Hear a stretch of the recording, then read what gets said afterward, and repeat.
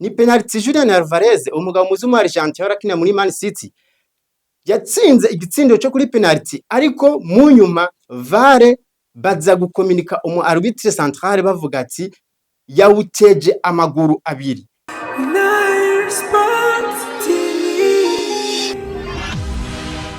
Reka twaramutse mwebwe mwese mwandanye mukurikirana ibiganiro bica kuri Nile Sport TV.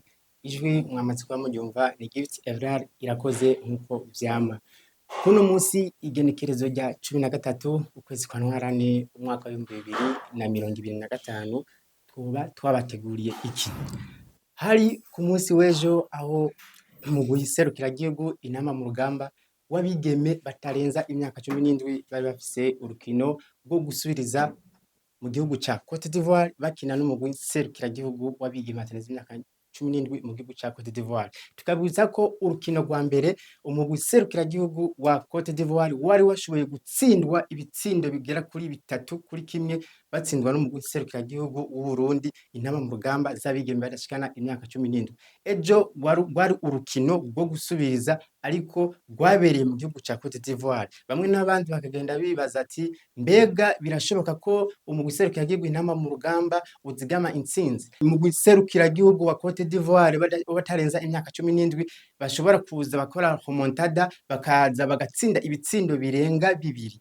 Nivyo vyabaye ku munsi w'ejo hari igihe cy'isaha 12 mu masaha yo ngaho Bujumbura bakaba bari kubakinira mu gihugu ca Cote d'Ivoire mu gisagara ca Abidjan aho ubona ko umugwi serukira gihugu inama mu rugamba wabigeme badashikana imyaka 17 vyaranse ibitsindo bitatu twari twatsinze kuri kimwe kuri match ale vyaranse ko tuzibigama urukino rwagiye kurangira ku munsi w'ejo umugwi serukira gihugu wa Cote d'Ivoire udutsinze ibitsindo bigira kuri 3-0 urumva ko baciye bateranya na ca gitsindo kimwe bari bashoboye kuba batsinda mu rukino rwa mbere bica bibitsindo 4 by'umugwi serukira gihugu wa Cote d'Ivoire Uburundi bugaca busigarana ibitsindo 3. Urumva ko twebwe umugwi serukira gihugu n'aba mu rugamba amahigwe ni yahiriye Daniel n'ibimenya nabigeme biwe bivuze ko ni kuraba bakaza gutegura ku munsi w'ejo inyuma yo gutsindwa ibitsindo bigera kuri 3-0 byaraye birangiye urugamba rwo kubandanya guhiga itike yo gushobora kwitabira igikombe c'isi c'abigeme batarenze imyaka 17 rwaraye rurangiye ku munsi w'ejo. Bamwe n'abandi bakiyumvira mbega ko equipe nationale U17 yari yashoboye gutsinda ibitsindo 3 byose kuri kimwe ejo habuze iki kugira rishobore kuzigama intsinzi. Ukaraba urukino bari ko barakina ni hagati mu kibuga wabona ko abigeme ba equipe nationale inama mu rugamba babarushije cyane barushwa n'umugwi serukira wa Cote d'Ivoire. Imipira barayitera ariko gushika imbere bikagorana. Ukaraba nk'igitsindo ca gatatu n'umukinyi wa equipe nationale inama mu rugamba yashatse kubutera inyuma ariko bimwe dukunda kwitwa motion umupira ntiwashika umukinyi ariko arataka wo mu guserukira wa Cote d'Ivoire acashobora kuwutora byoroshe bacabagira combinaison muri surface de réparation y'umugwi serukira intama mu rugamba bashobora gutsinda igitsindo ca gatatu. Rero nibaza ko kugaruka gutegura ubu tuvugana umugwi serukira intama mu rugamba wabigeme senior wabakuze waratani twaravuye muri mahiganwa ndetse n'ababigeme twari dufite ikizero bakiri bato batarenza imyaka 17 nabo baraye batashe. Nivyo muri football niko bimeze ni gutsinda no gutsindwa no kunganya ariko cy'umuntu yo homarika mu gihe tuko turakina izi nkino tutararonka ikibuga gikwije n'amategeko ndavuga mu gihe tucubaka stade Intwari biracagoranye ko mu gihe tuzoza turakirira inkino ziwacu two kwakiriye ngahe Bujumbura tukazakirira hanze ndetse tukaje dusubira gusohoka biragoye kuko rukukinira mu gihugu atari wawe ugakinira inkino zibiri uza gusanga bigoye ubwo nk'uraba nka Cote d'Ivoire imbe je yarashoboye gudusezerera amahirwe menshi yavuye ku mvo bari kubakinira iwabo. Rero nibaza ko mu gihe twotegura neza na cyane tukubaka ama academy tukubaka ama pepiniere aramurira equipe nationale mu gihe tubona ibindi bihugu biriko biratera imbere nuko bari kubahera hasi hamwe tuba tufise amashure yigisha umupira w'amaguru abana bakiri bato tubyo korona ko na equipe nationale ironka abakinyi beza bavuye mwayo mashure yigisha umupira w'amaguru tukava hasi dutera tuduga.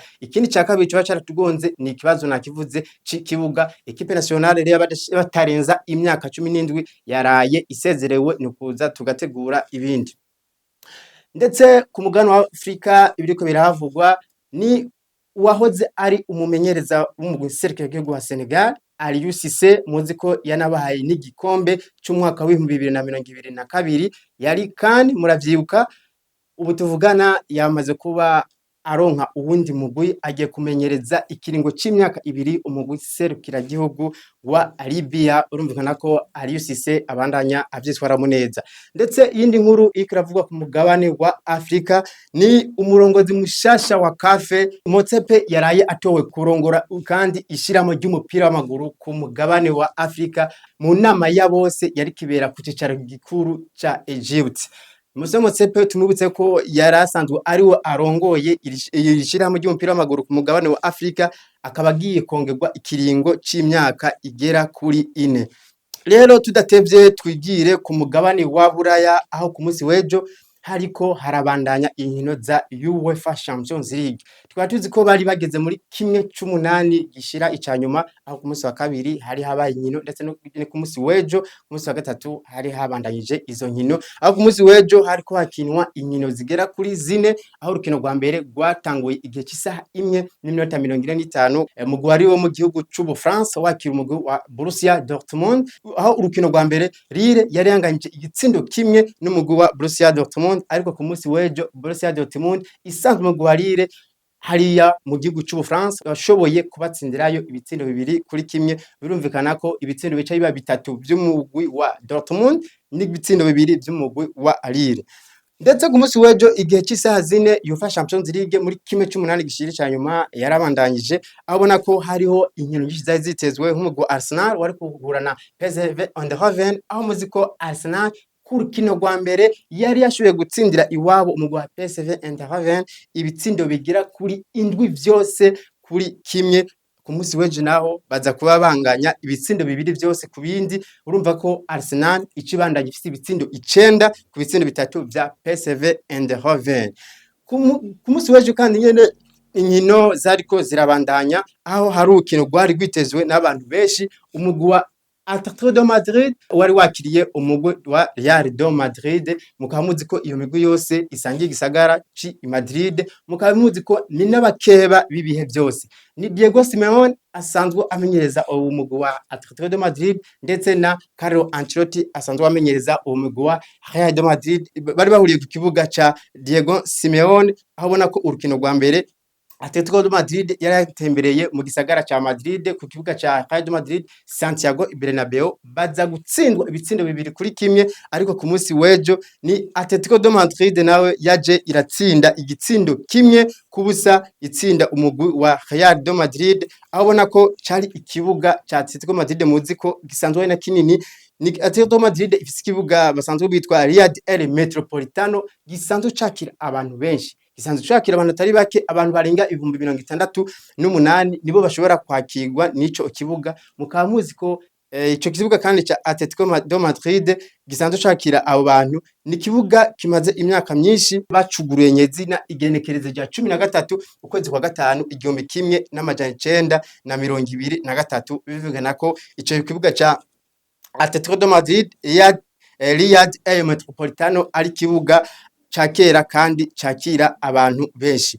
Ni urukino rero rwatanguye ubona ko rumwe inguvu nyinshi ariko imbere ko twinjira hagati mu kibuga tubanze turabe mbega urukino rufise anje yihe mbega urukino rufise forme y'imigwi ihuye Atletico de Madrid na Real de Madrid bigenda gute. Ni urukino rwatanguye ubona ko Atletico de Madrid ikirasatira cyane umugwi wa Real de Madrid atanu munota urahera ku masegonda 38 umugabo Conor Gallagher aza kubona igitsindo ku mupira myiza yarahawe na Rodrigo de Paul aza kubona igitsindo hakiri kare cyane bumvana ko Atletico de Madrid yarose igitsindo kimwe kubusa bwa Real de Madrid ariko kwera urukino rwo gutangura Real de Madrid yari yatsinze ibitsindo 2-1 itsinda Atletico de Madrid bumvikana ko mu mwanya baciye ibitsindo byaciye biba 2-2 ugaca ugenda rero kuraba mbega urukino rwabandanyije gute mbega Diego Simeone niki catumye atitwara neza ashobora gutsinda ibindi bitsindo ko yari yashoboye gutsinda igitsindo hakiri kare byari no kumuviramwe agashobora gutsinda ibindi bitsindo mu gihe tuzi ko Real de Madrid ni umugwi myiza ni umugwi imenyereye UEFA Champions League ariko Real de Madrid mino misi usanga ko ari fise utubazo twatu na hato ariko genda kuraba mbega inguvu Real de Madrid ko irakoresha n'izira. Real de Madrid iramenyereye fa Champions League, yari imigwi ibiri igiye guhura idasa. Atletico de Madrid nayo fa Champions League iratwara, yari igiye guhura na Real de Madrid imaze gutwara ibikombe bya UEFA Champions League bigera ku 15. Ukagenda kuraba ni Diego Simeone kuva shika mu mugwi wa Atletico de Madrid amaze imyaka 14 nta gikombe cya UEFA Champions League aratwara, ariko bogiye guhura n'abakinyi novuga bari determine ba Real de Madrid maze gutwara Champions League zitandukanye, ndetse bari kumwe n'umumenyereza wabo ndavuga Carlo Ancelotti. Ukagenda kuraba uno munsi Diego Simeone nta kintu na kimwe uburongozi bwa Atletico de Madrid butamukoreye, kuko uno munsi ku myaka 14 ahamaze Diego Simeone yarapropose ibintu byinshi barayimuha, uko yaravuze ati ndashaka umusatirizi baramumuzanira, baciye bagenda kwa Manchester City bazana uyu mugabo asanzwe yamuka mu gihugu cya Argentine Julian Alvarez baramumuzanira, squad cyangwa se effectif imwemerera gutwara buri gikombe cyari cyo cyose Diego Simeone arayifise. Umuntu agacibaza bipfira he ko Diego Simeone tubona ko afise effectif nziza ariko ibikombe nibize iwe. Buriye uno munsi football moderne biragusaba kwiga.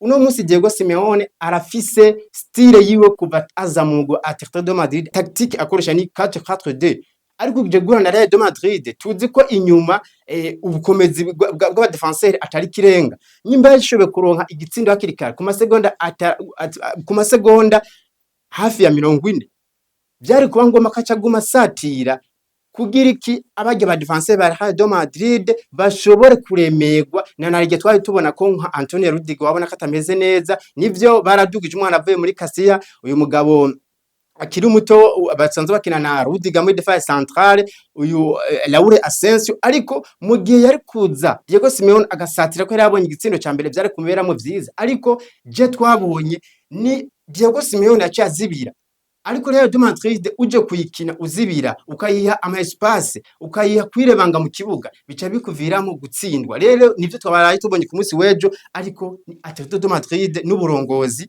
mu gihe Diego Simeone yoguma ayarinya abakinyi muri buryo twabonye afise abakinyi beza, afise abakinyi bashobora kumutwara buri gikombe cyose, ariko ingene abakinisha nivyo usanga bigoye. Real de Madrid biragoye ko izibire inota 90, nivyo twarabonye ko Atletico de Madrid iri capable gushobora gufata Real de Madrid bakayizibira, nivyo twabonye ku munsi wejo. Real de Madrid rakinye ariko barabura igitsindo. Mbega ko Diego Simeone afise squad nziza cyangwa se effectif nziza, akaba afise n'abaramplasa beza bifira he. Gendera buno munsi imba mwizamu ufise Oblak, ukafise Florent, ukafise Gimenez, ukafise Clemareng, ukafise Barrios, ukafise Griezmann, Julian Alvarez, aho bose n'abagabo ashobora gutwarira buri gikombe, ndetse ushobora gukuramo na Alvarez ugashira mu wundi mwataka, ugashobora gukuramwo uyu Antoine Griezmann muraziri asanzwe avuka mu gihugu cy'u France yarakinyira muri FC Barcelona, ugashiramwo umugabo Sorloth, ushobora gukuramo Clemareng yakinyira muri FC Barcelona muramuzi, ugashiramwo uyu mugabo Ronoroma muramuzi, ni umugabo afise experience muramwibuka mu gikombe cy'Uburaya mu mwaka weze, ariko no mu guserukira igihugu Espagne. Ariko ni Diego Simeone afise effectif nziza, ariko ukabona ko umugwi bagiye kuba bahura awutinya. Ukagenda kuraba mbega match yejo hagati mu kibuga yari imeze gute, ni match yejo yashoboye kurangira umugwi Atletico de Madrid uteye nyizamu rya Real de Madrid incuro zigera kuri 17. Real de Madrid nayo yateye incuro zigera ku 10. Ukagenda kuraba icyo bitwita amatire cadre, imipira ashoboye kuja mizamu ni Atletico de Madrid yari hejuru, uko yateye mizamu rya Real de Madrid incuro 8. Real de Madrid nayo yateye incuro 3. Possession bijye byo gutembereza umupira, Real de Madrid yari ifise possession iri hejuru. Kubera iki Atletico de Madrid yarazibi yakinye 4 systeme ya 4-4-2, mu gihe Ancelotti we akina systeme classique ya 4-3-3. Possession barayibahebeye, Atletico de Madrid yafise possession 38, mu gihe Real de Madrid yari ifise possession ya 62. Umva ko possession 32 yari ndende cyane. Ukoraba imipira baherekanyije, Real de Madrid yaherekanyije imipira incuro 856, mu gihe yoyo Atletico de Madrid yaherekanyije amapasi 510. Atletico de Madrid yakoze amakosa 11, mu gihe Real de Madrid yakoze amakosa 16. Hasotse karto zigera ku 8, karto jaune ku ruhande wa Atletico de Madrid na carton jaune ku ruhande rwa Real de Madrid. Real de Madrid yarose carton jaune zine ndetse Atletico de Madrid nayo ironka carton jaune zine, tunamenyesha ko nubwo Real de Madrid bandanyije uwo mugabo Aurelien Tchouameni kubera carton yaronse ari suspendé ku rukino ruzokurikira. Bagenda kuraba amakorone yose barayanganyije. Atletico de Madrid yarose korone 10 ndetse na Real de Madrid ironka korone 10. Ukagenda kuraba ama orge bose bakoze orge imwe twenda kwitwa kurarira. Ni kuvuga iki? Atletico de Madrid bahuye guhura na Real de Madrid, iyo ba Diego Simeone aza kugura urukino bagakina, tukaba tubona ko Real de Madrid zangu vero fise kera Atletico gifise ku munsi w'ejo twari gushobora kubona Diego Simeone atsinze, ariko ni Diego Simeone byanse ko ashobora gutsinda Real de Madrid nubwo urukino rwarangiye ari igitsindo kimwe ca Atletico de Madrid byarafise uburyo bwinshi bwo gushobora gutsinda ibitsindo birenga kimwe. Ukagenda kuraba mbega abagabo bahuye bemeze gute mu nkino 58 bamaze guhura toute competition confondue, urumva ko bahura kenshi cyane. Ni Real de Madrid ifite intsinzi nyinshi. Real de Madrid yatsinze Atletico de Madrid inshuro zigera ku 26, nayo Atletico de Madrid iza gutsinda inshuro zigera kuri 14, baza kuba banganya inshuro 18. Urumva ko abagabo bazinanye. Ukajugana kuraba mbega ko igitsindo cyabonetse hakiri kare byagenze gute Atletico Madrid igumikina muri buryo buryo. Ni minota 90 heze arico gitsindo kimwe, ariko na Vinicius yagiye gusha penalty mu rukino hagati kwikosa ryari yakorowe na Kylian Mbappe. Vinicius barayimuha penalty ariko amahirwe ntiyamuhira aza kuwitera inyuma. Rero iminota 90 imaze guhera ari gitsindo kimwe cha Atletico de Madrid ku busa bwa Real de Madrid, birumvikana ko bace babongera iminota 30 twinda kwita prolongation, nayo iheruko nyene baca bikora kuri za penalty cyangwa se kuri za tirobe. Bamaze kwigozera kuri za penalty ni Atletico de Madrid bitahiriye kuko yagiye gutsinda penalty zibiri, nayo Real Madrid iza gutsinda penalty zine. Na penalty imwe ya Julian Alvarez yavugishije abantu atari bake. Ni penalty Julian Alvarez umugabo muzumu wa Argentina warakina muri Man City yatsinze igitsindo cyo kuri penalty, ariko mu nyuma VAR baza gukomunika umu arbitre central bavuga ati yawuteje amaguru abiri. Amategeko rica avuga mu gihe penalty wayiteje amaguru abiri igitsindo cinjiye baca bagifuta, hamba bakayekana ko igitsindo cinjiye ariko wakoze ikosa, ariko ni igitsindo cagaritswe ko n'abantu benshi. Ndashaka namwe mutubwire muri commentaire kijya gitsindo ca Julian Alvarez mwaba mwarakibonye, muremeranya ko yagikoze ko n'amaguru abiri? Mutubwire muri commentaire tumenye ko namwe wamwe aravyo kino namwe aho muhagaze. Uno musi rero Atletico de Madrid yasezerewe, yagiye mu rugwi imaze kuba isezererwa. Real de Madrid yabandanyije muri kimwe ca kane gishira icanyuma biri kumwe n'indi migwi igiye itandukanye, ariko ni urukino rwari ruryoshe cyane, ni urukino rwarimo inguvu nyinshi, na naryo ubona ko nabagabo bazinanye, nabagabo ubona ko iyo bahuye nubwo umugwi umwe bufise forume nziza gusumba yindi, ni abari urukino uza gusanga rubereye ijisho. Rero kubu tuvugana igice ca kane gishira icanyuma kigiye gukina n'imigwi igera ku 8, kikazotangura kwigenekerezo ry'umunani ndetse n'icenda mu mwaka turimo. Arsenal izocihura n'umugwi wa Real de Madrid, Arsenal ni izokwakira Real de Madrid, ndetse Bayern de Munich izoce yakira Inter de Milan, hama FC Barcelona izoce yakira Borussia Dortmund, Aston Villa izoce yakira Paris Saint-Germain. Ni na Aston Villa bari kumwe n'umumenyereza Unai Emery hari haize imyaka 42 batitabira igice ca kane gishica nyuma muri UEFA Champions League. Nivyo Aston Villa bari kumwe na Emery Unai barashoboye gutakaza umusatirizi wabo, ndavuga Jean Duran yagiye mu mubarabu, ariko nabo baciye basuma. Football rero ni biharuro, baciye basuma, baragiye kwa Manchester United bazana Marcus Rashford, baragiye kwa Paris Saint-Germain bazana Asensio, ndetse bazana na Disasi, abasore batatu bariko barafasha ibintu byinshi bigiye bitandukanye. Nuko rero UEFA Champions League igice ca kane gishira icanyuma kigiye kubandanya. Reka tubashimire mwebwe mwese mubandanya mukurikira ibiganiro bica kuri Nile Sport TV, ariko ntitworangiza tudatumiriye abantu mwese mwifuza kumenyekanisha ibintu byanyu, abantu mufise imigambi igihe itandukanye mushaka kwamamaza. Karibu muri Nile Sport TV tubafashe tubamamarize bimenywe n'abantu benshi. Nizere ko mubandanye mugumana natwe ku mbuga ngurukana bumenyi. Facebook niho tuba turi, genda ushonde suive, partage, share. Instagram niho tuba turi, wandika Nile Sport TV, no kuri YouTube niho tuba twibereye, wandika Nile Sport TV, amuhezo de following. Jemo nawe nikundi munsi. Ciao ciao. Nile Sport TV, ambassadeur du sport. Nile Sport TV.